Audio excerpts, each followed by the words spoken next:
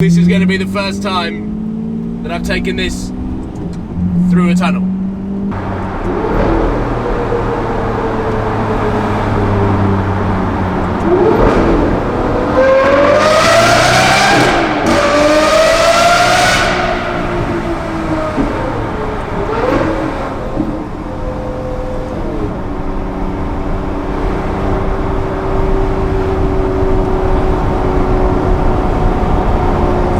I've never had a car do that. Oh, my eyes are watering.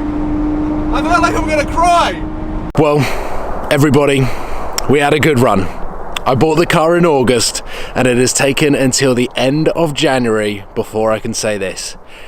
We've got a bit of a problem. Yes guys, what is up? Welcome to Supercars of London and a huge video for the channel. Never did I think when I started Supercars of London that I would be standing here doing a 12-month, 1-year review of owning that car behind me. Just through those trees over there is the field that I sat in the night before. This time last year, I went down to VVS to make the video of me collecting my dream car, and it has changed forms a couple of times. It has also changed exhaust systems a couple of times, but you would expect nothing less from me. Today I'm going to go out for a drive and summarize what an insane 12 months it has been to live with that car, talk to you a little bit about the ups and downs, go through some of the running costs, and fundamentally take the positives and the negatives and share with you guys what makes this car so incredibly special. So I think let's start this beast up, warm her up. It is a beautiful day today. August 2019 is a day that I'm going to remember, a month I'm going to remember, and this year has been a month to remember. So let's hit the open road, listen to that V12 sing, and get cracking with today's video. Here we go.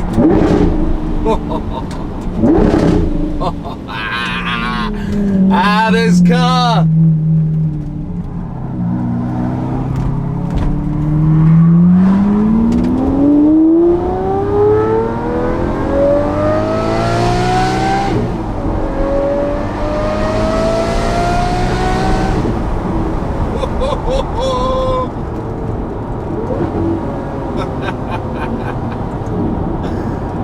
Whenever this car is in full acceleration mode, panic ensues around me. Cars don't know what to do. They're like, they can hear this noise, they don't know whether to pull out, pull in, put the hazard lights on, wave. It's a ridiculous feeling to be behind the wheel and almost have this road presence and power that not a lot of other cars can give. I think it's fair to say that the Lamborghini V12s have a certain aura around them, and the sound that comes out of these is totally different to that of the Ferrari V12. The Ferrari V12 is a very crisp and almost like a linear sound, whereas the Lamborghini V12 is thunderous and the sound carries that much more.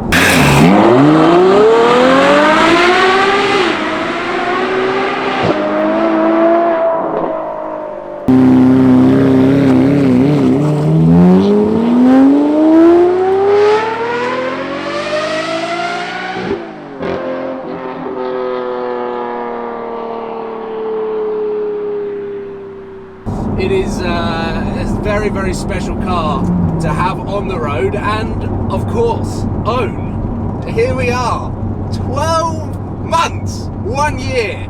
This has gone by so fast, and I cannot believe that we are here in August now, 2019, looking back on a year of Murcielago ownership, and one, I'm still alive, two, I'm also just about afloat financially.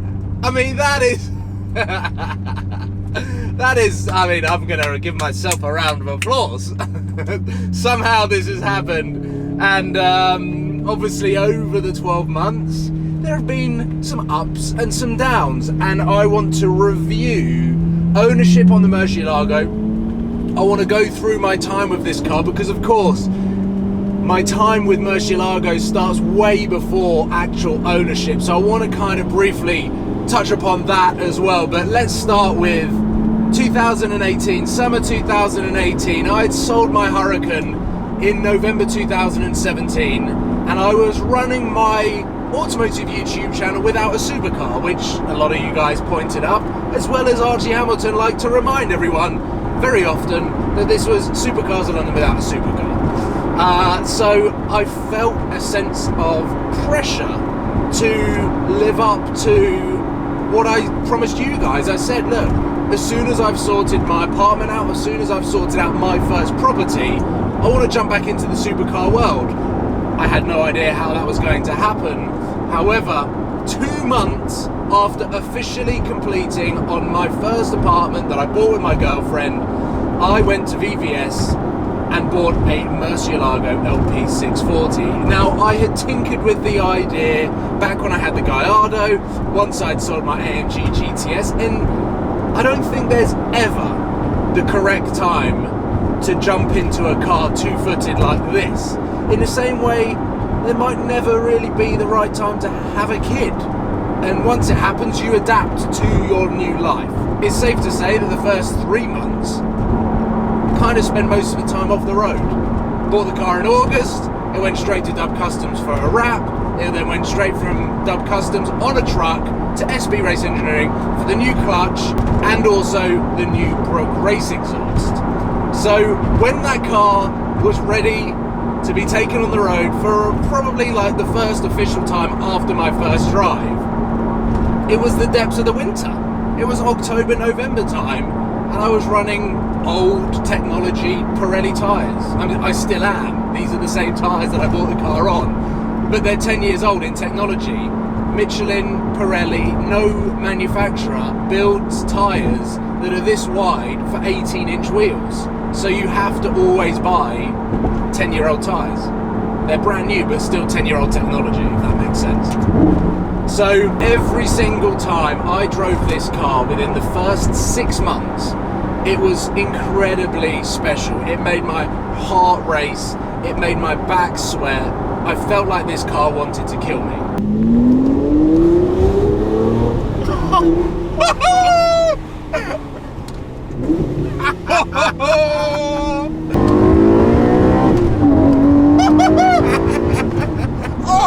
Oh, it's brutal. Caravan.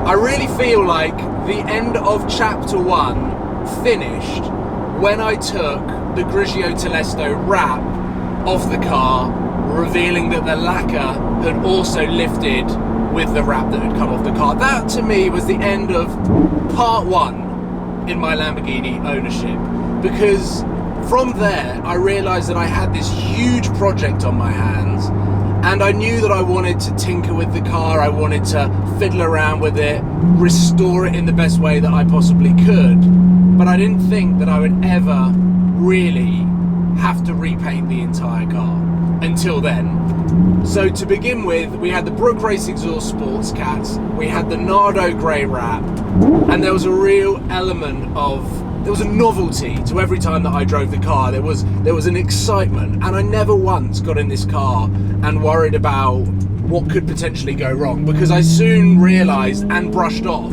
that actually the myths that are around the Murcielago ownership don't actually exist. A lot of people would tell me that this car would make me bankrupt. A lot of people would tell me that this car would just kill me and put me into the ground financially, physically and mentally.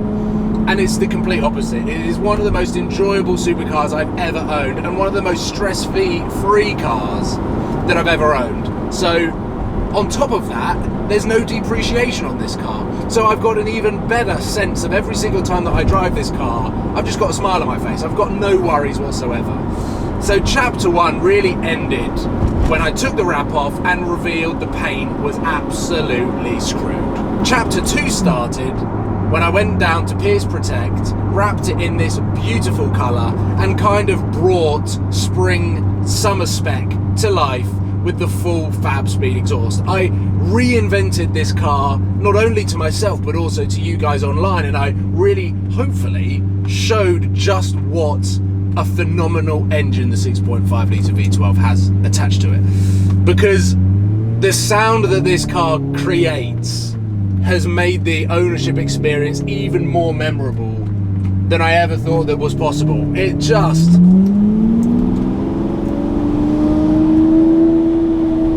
any part of the rev range.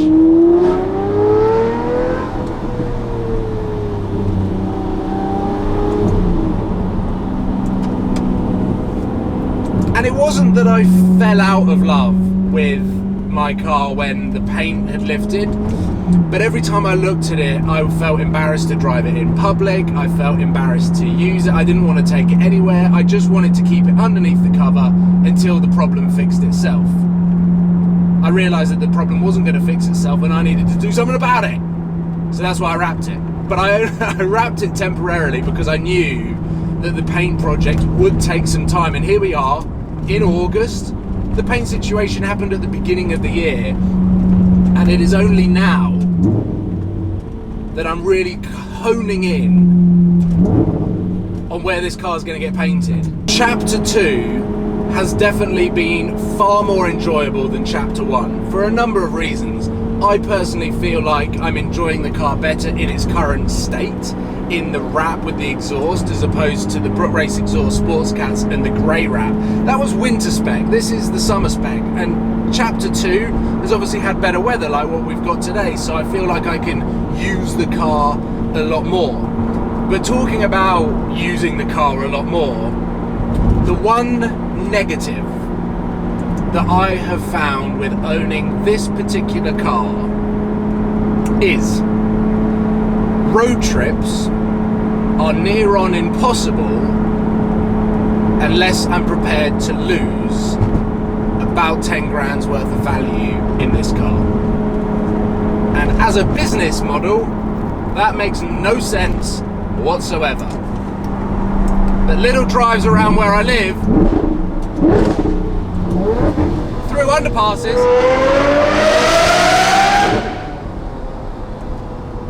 makes sense. Of course, being my dream car, I dream of taking this down to the south of France, up into the hills, through the tunnels, and enjoying the warm weather and the roads and the atmosphere that's down there. But the amount of miles that I would have to do to bring the car down there, and also the 2 days worth of driving this on the motorway to get down there, firstly, it would cost a hell of a lot of money. If I was to drive it, it would cost a lot of money.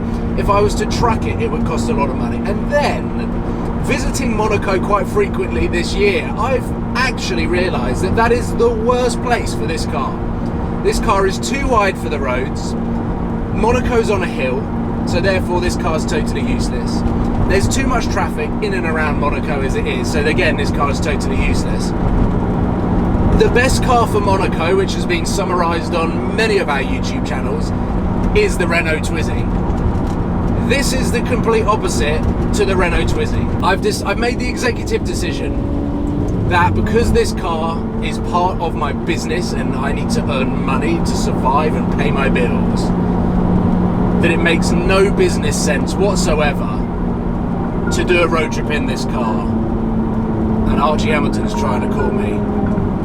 You're back out filming, mate? I'm filming and you're on the Supercars London YouTube channel! Am I actually? Yeah, the camera's rolling and you're interrupting a very, very good piece of camera that I'm doing. Am I actually on camera now? Yeah. Oh, good afternoon.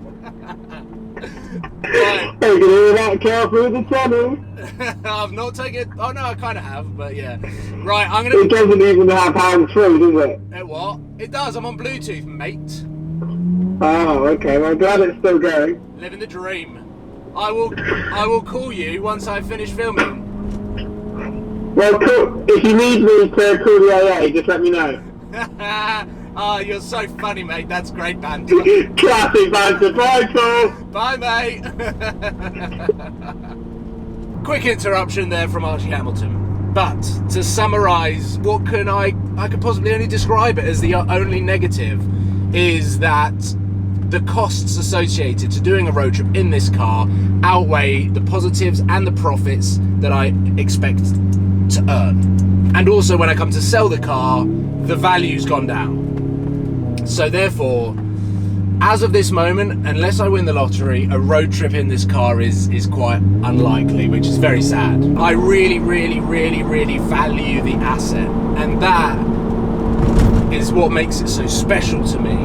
But what tops it off is that the costs associated to owning and running this car for a year, and I will talk about that right now, This car, over a year, including the deposit to buy the car, get the finance set up, and then do 12 months of finance repayments, has cost me just shy of £40,000. 40 grand, plus 12 months of insurance, which is around £4,500, plus fuel, which is 1,500 quid, plus tax to keep this car on the road.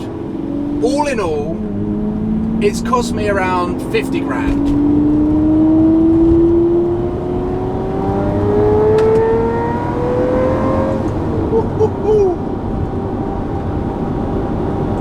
So for 12 months, this car has cost me £50,000.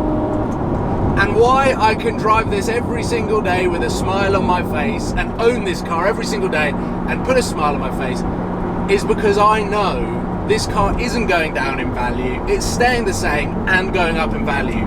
Therefore, when I come to sell the car, the chances of me getting my money back is very high. So, to explain that a little bit more, I've paid £50,000 to own this car. You minus the £50,000 against your purchase price. So let's say I paid £200,000 for this car, minus 50 grand, which is the deposit of the monthly payments, and you're left with £150,000 that you still owe to the finance company that has lent you the money. But if this car stays at 200 grand, when I sell the car and I pay £150,000 back to the finance company to clear my debt, I'm left with 50 grand. And therefore, I've owned a Murcielago for 12 months for free. 12 months owning my dream Lamborghini has been everything I could have asked for and more. A lot of people say, don't meet your heroes, it will only be a disappointment, but I've met my hero and I couldn't be happier. And there we go, guys. That is it. Come to the junction here, and if there's a car behind me. I was going to sit here and sign off, but I'm going to have to drive.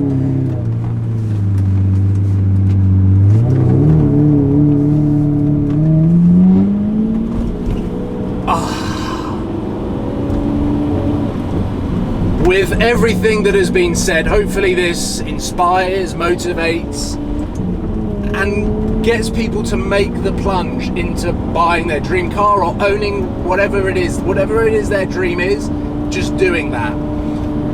Because yeah, I've done it, and being able to share it with you guys is incredible, and it's something that everyone should do. If you can tick that box, then bloody go ahead and do it. But ladies and gentlemen, thank you very much for watching. Hopefully you've enjoyed this video, and maybe I've educated you a little bit on how you can buy a car and get free motoring as well. But the Murcielago is the ultimate car to do that on. I'm not just saying that because I own one, it is. Go on Auto Trader and track depreciation. It is insane on the new cars at the moment. The market is all over the place, but not these guys, not Murcielagos. I'll see you soon, guys. Take care. Subscribe if you haven't already. I appreciate all of your support as always. And I'll see you soon. Take care. Peace out. Goodbye.